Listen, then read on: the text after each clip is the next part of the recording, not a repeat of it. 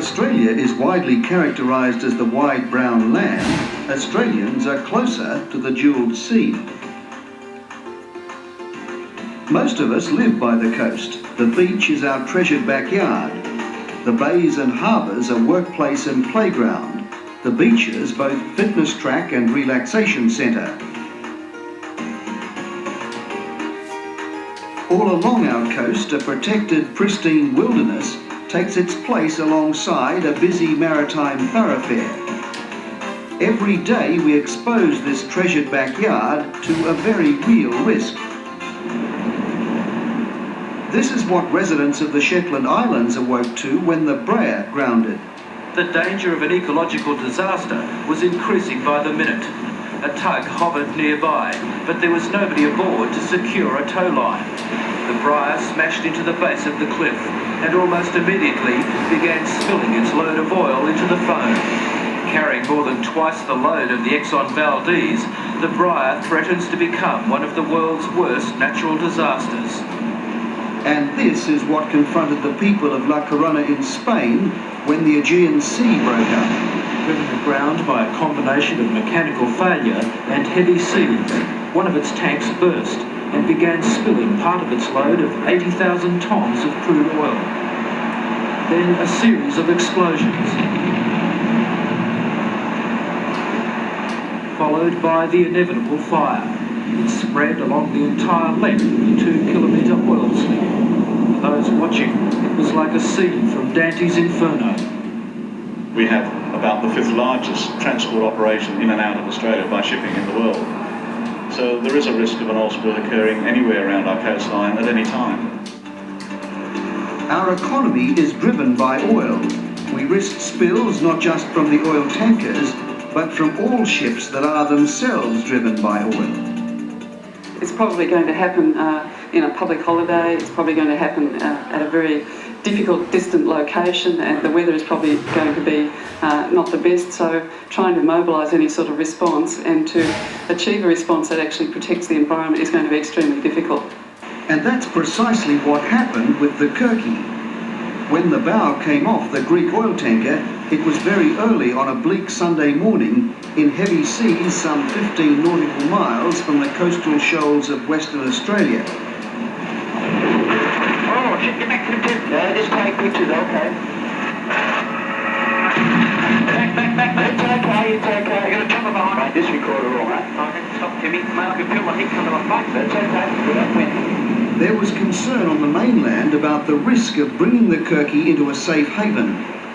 What was proposed instead was for the Kirky to move north to calmer waters, where the remaining 65,000 tonnes of oil could be transferred to another tanker.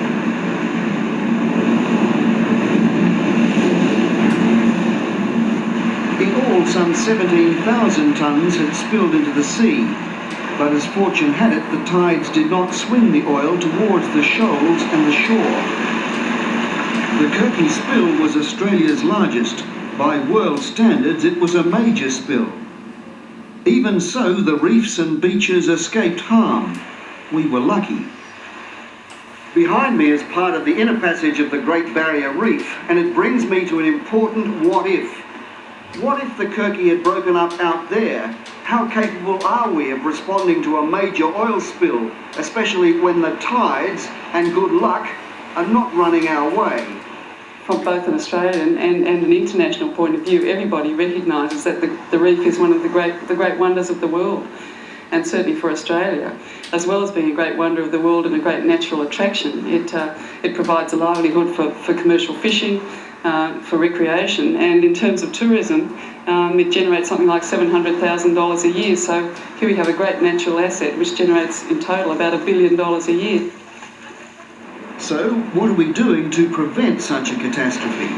Every year, some 150 to 170 tankers travel the inner route of the Great Barrier Reef as against the outer route. The risk of one or more of them running aground is reduced by a compulsory pilotage rule. Since October 1991, all large vessels, especially oil and chemical carriers, sailing the inner route are guided by a ship's pilot. Steer 224.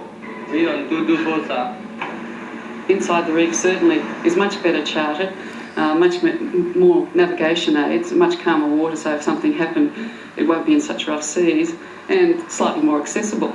Outside the reef, I suppose you can say if something happens that there's a lot more distance between where an accident might occur and where the oil will probably end up, which is on land or on islands, which mostly are close to the inside edge of the Great Barrier Reef. And so the arguments go both ways. What the Kirky post-mortem revealed was a seagoing basket case. Rust had eaten deep into the very spine of the vessel. In the engine room, salvage engineers were faced by the problems of neglected machinery. Automated systems had been bypassed. Numerous oil leaks required attention. And defective machinery, such as the fire pump, had to be rectified quickly.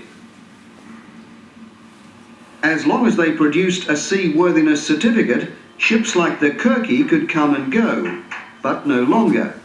In its wake, another rule has followed: port state control.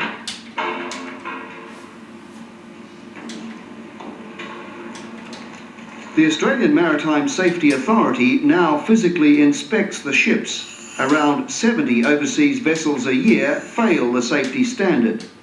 There's two signals we send. One, if the substandard ship comes to Australia, there's a good chance she will be detained and made to undergo repairs until she is satisfactory and seaworthy. The second signal is this: ship owners know that they shouldn't send their substandard ships to Australia because we will detect them and detain them. Australia's response procedure is called the National Plan to Combat Pollution of the Sea by Oil. Managed by the Australian Maritime Safety Authority and in place since 1973, the plan provides a coordinated and direct response to all spills in the marine environment. Australia's national plan is a cooperative arrangement between the Commonwealth, the state and the North state governments and the Northern Territory, the oil industry and the oil exploration industry, and also the shipping industry. But preparedness is not a matter of prevention alone. The National Plan undertakes a comprehensive training program of government and industry personnel. Australia is fortunate in that it gets little practice in responding to maritime emergencies and oil spills, so practice is arranged. The oil companies and major carriers like BHP had their own response plans in place. This exercise, part of an ongoing training program, was conducted at Newcastle. There are other training programs conducted at the Australian Marine Oil Spill Centre at Geelong.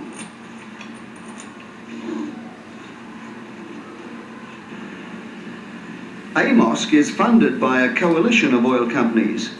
Participants here are taught not just how to handle the oil, but how to handle the media. A lot of bird life around here. Are there any bird life experts on their way down here? Yes, there is. The Environmental Centre has got scientists coming down here. Television cameras can capture and send around the world powerful images. That's our biggest role here today is preventing it, and we're really busy here trying to get all that deployed. So, look, if you guys wouldn't mind, I'd really like to get on with it. We've got a number of things to do, and we'll brief you again in a couple of hours' time, if you go to our head office. Thanks a All lot. right, thanks very much. AMOSC is fully functional and progressing well. In the warehouse area, as you can see, we're well set up. In the response area, on the times that we've been mobilised, we've managed to deliver our equipment and resources to the required spot on time. In the training area, we have a strong demand for our training courses, and we've been training people from all throughout Australia and the Pacific area. The Australian Marine Oil Spill Centre also stores a large amount of equipment that might be called upon in the event of a spill. Dispersant, skimmers and absorbent is warehoused here at Geelong. The equipment is positioned and a transport plan in place so that, in theory at least, it can be dispatched to any airport around the 36,000 kilometre Australian coastline within 24 hours. National Plan equipment valued at $25 million is also positioned at strategic locations around Australia. In fact, Australia's national plan objective is to be able to respond to a spill of up to 10,000 tonnes, and we have equipment in Australia that can be called upon in such a spill. Beyond that, we can call on equipment from Singapore and from Southampton in the UK, so that there is a phased approach and equipment is brought into play, initially from what's in the area where the spill occurs, and then backed up from other stockpiles around Australia, including from the oil industry stockpile in Geelong, and then if necessary from overseas. So all that remains now is to put it to the test. Gladstone Harbour Control, this is a fictitious vessel, Ampol Sorel, part of exercise Capricorn. The scenario is that our vessel, Ampol Sorel, Victor Kilo Yankee, has just been involved in a fictitious collision with a large fishing vessel. Operation Capricorn begins with a radio call to the control centre in Gladstone.